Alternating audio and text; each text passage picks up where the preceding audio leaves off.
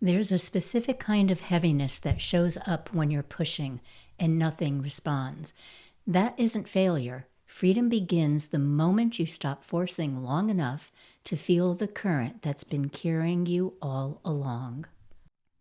Have you ever had a moment when you kept trying to make something work? You pushed, planned, strategized, convinced yourself it was the right time, and yet everything in life quietly refused to cooperate? Doors closing, energy draining, signs everywhere whispering, not this way, not yet. Most people think that's failure, but it's actually the beginning of freedom, because freedom rarely starts with clarity. It starts with friction. It starts with resistance. It starts when life interrupts your plans long enough to show you the path that actually belongs to you.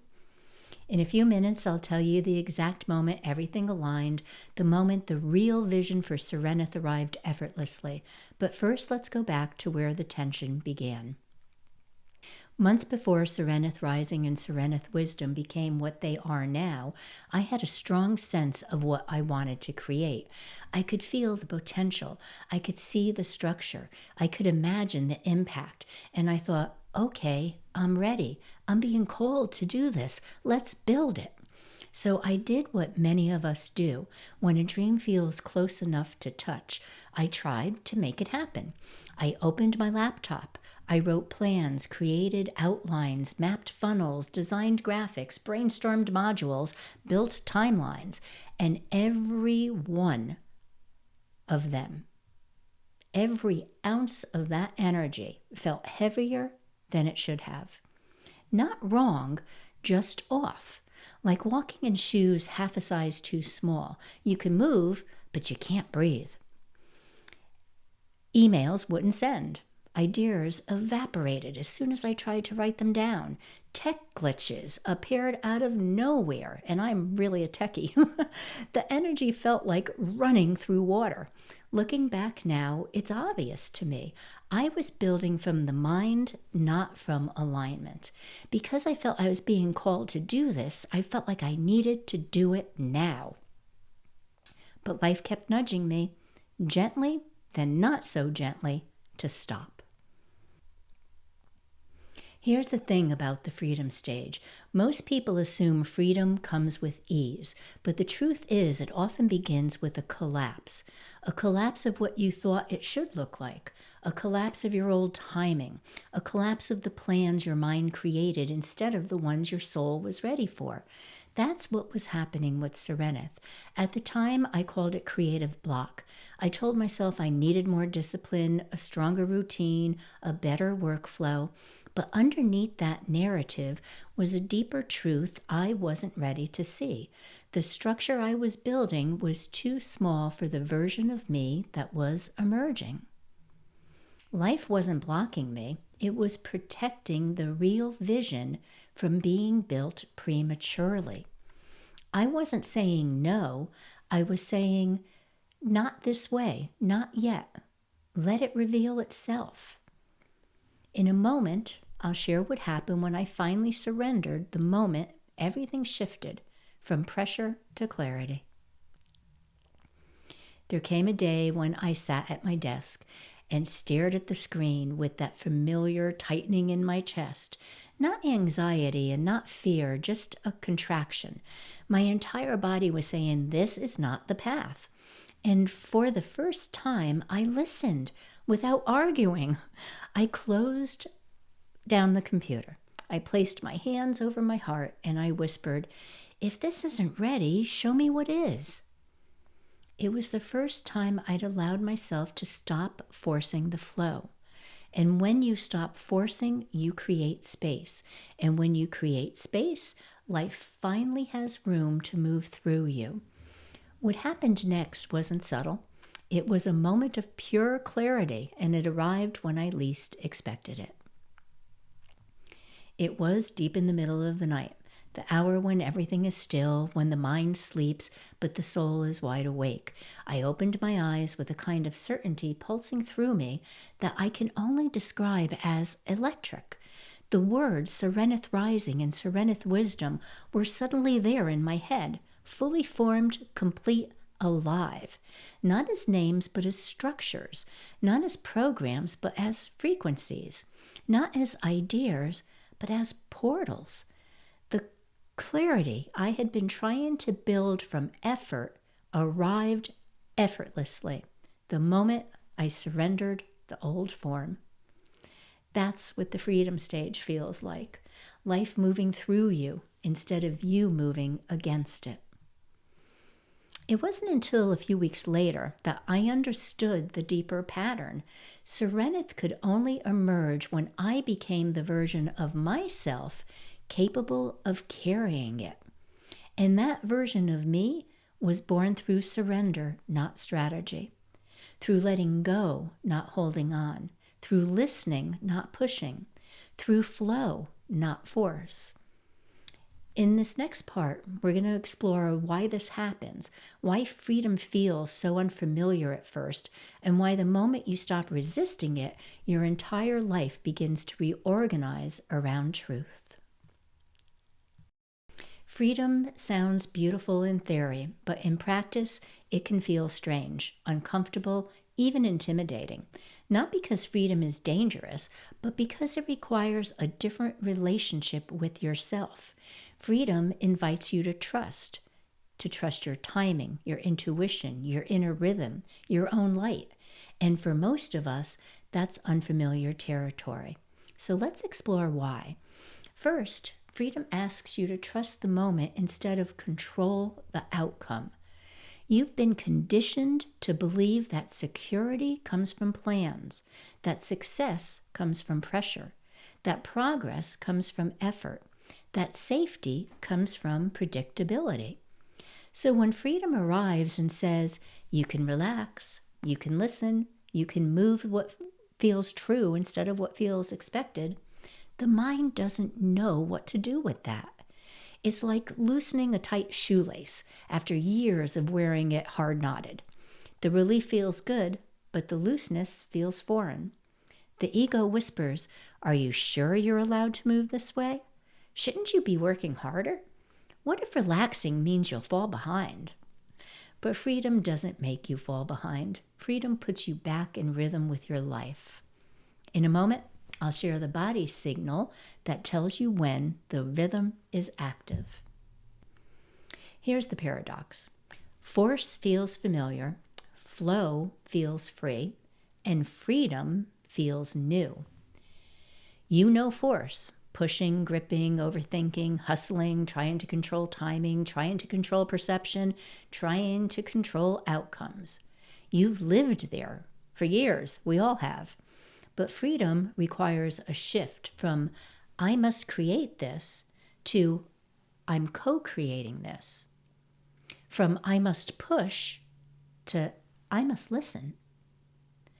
From I must know to I must feel.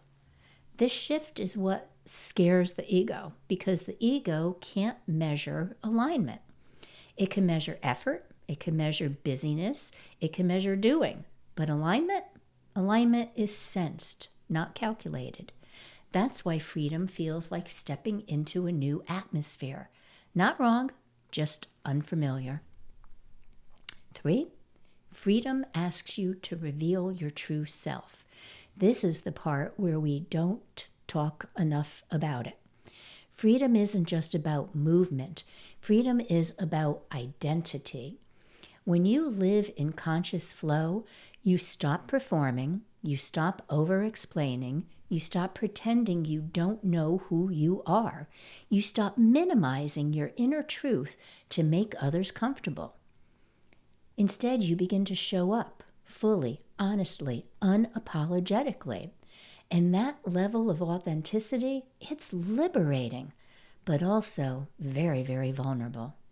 Because freedom exposes the most powerful version of you, and many people haven't seen that version of you yet.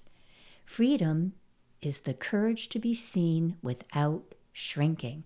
Believe me, I know this story so well. This was me until very recently. Still shrinking in the background because I was afraid of what people may think.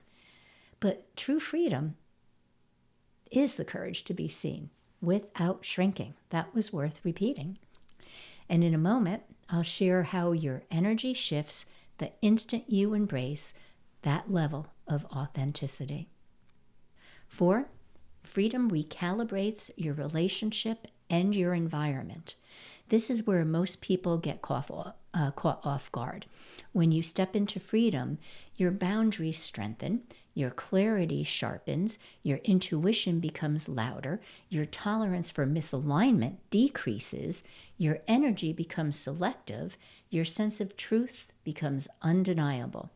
And because energy always recognizes, reorganizes around truth, your external world begins to shift. Sometimes slowly, sometimes all at once. People move in, people move out, opportunities emerge, old roles fall away, new ones unfold, and life restructures itself to match your new level of inner coherence. This isn't chaos. This is harmony finally expressing itself. Freedom is evolutionary.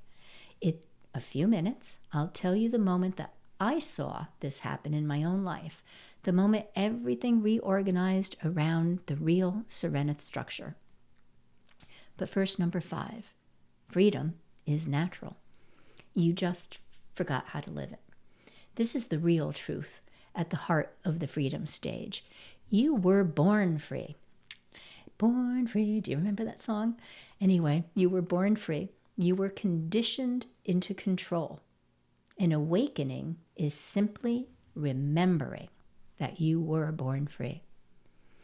Remembering how to breathe without bracing, act without forcing, rest without guilt, trust without proof, listening without dismissing, moving without rushing, creating without collapsing, loving without fear, and leading without losing yourself. Freedom is your original language. Flow is your original rhythm. Alignment is your original compass. That's why in week 4 of the journey that we started 4 weeks ago feels like coming home, because you're not becoming something new. You're returning to something ancient and deeply true. Now that we have explored why freedom feels unfamiliar, let's talk about what it actually looks like when it's living through you. Because conscious flow isn't mystical or abstract. It's embodied, it's practical, it's observable. You know that you're in conscious flow when 1, your decisions feel clean, not conflicted. Clarity becomes your resting state. You feel the truth instantly. Your body confirms it. Your intuition reinforces it. You stop negotiating with your knowing. No more, maybe I should, but what if? I don't want to disappoint. Your decisions make themselves because they rise from coherence, not confusion. You'll also know that you're in conscious flow when you move from intuition instead of urgency. Urgency is a fear response. Intuition is a freedom response. In conscious flow, you feel the timing. You sense the next right step. You wait without anxiety. You act without hesitation. It's not passivity, it's partnership. You and life move together like a breath. Inhale is guidance. Exhale is action. In a moment, I'll share the exact practice that anchors this rhythm, but let's keep on exploring those things that show you that your consciousness is in flow. So the third one is you stop taking detours into misalignment. This is one of the most liberating signs. You feel misalignment instantly in your chest, your belly, your breath. And instead of overriding it, you honor it. Therefore, you no longer commit out of guilt, say yes out of obligation, or ignore your energy. You stop silencing your truth, or tolerate the shrinking, or entertain what drains you. Freedom makes misalignment obvious and truth undeniable. Also, life begins to meet you at your level of clarity. This is where flow becomes visible externally. When you step into clarity, synchronicities will increase. The right people start showing up. Opportunities feel warmer. Delays feel purposeful. Timing becomes precise. Creativity expands. And peace becomes your baseline. The external world recognizes and reorganizes things to match your internal coherence. This is conscious flow in action. So let's bring this into something lived, because freedom becomes real when it enters your story. After that night of clarity, the 3 a.m. moment when the names Serenith Rising and Serenith Wisdom landed in my awareness like they had always been waiting there, I assumed everything would move quickly. But that's not how freedom works either. Freedom isn't speed. Freedom is clarity, and clarity has its own timing. That next morning, I opened my notebook. I still do write things out by hand, and I started writing down frameworks, pillars, ideas, and none of it clicked. I'm thinking, oh my gosh, come on. But it wasn't heavy like before. The structure still wasn't landing though. So I thought something about this is still incomplete. And instead of pushing, instead of trying to force the rhythm, I closed that notebook and I said the sentence that has now become the heartbeat of my work. Life, show me the form that matches the frequency. Not the form my mind expected, not the form I believed it had to be, not the form I had planned months earlier, but the form that matched the energy that had awakened inside of me. And within days, the final piece revealed itself, but not during planning. Once again, during surrender. I was walking outside. I walk around my property.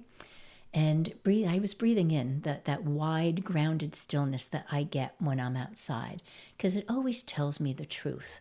And that particular day, the air was crisp, the light was soft, and my mind wasn't thinking about anything. I was simply being present and really enjoying just being in nature.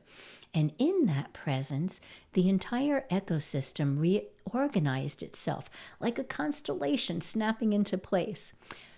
I had different websites, and all of a sudden it was so obvious to me that Awaken Your Spiritual Path was the gate.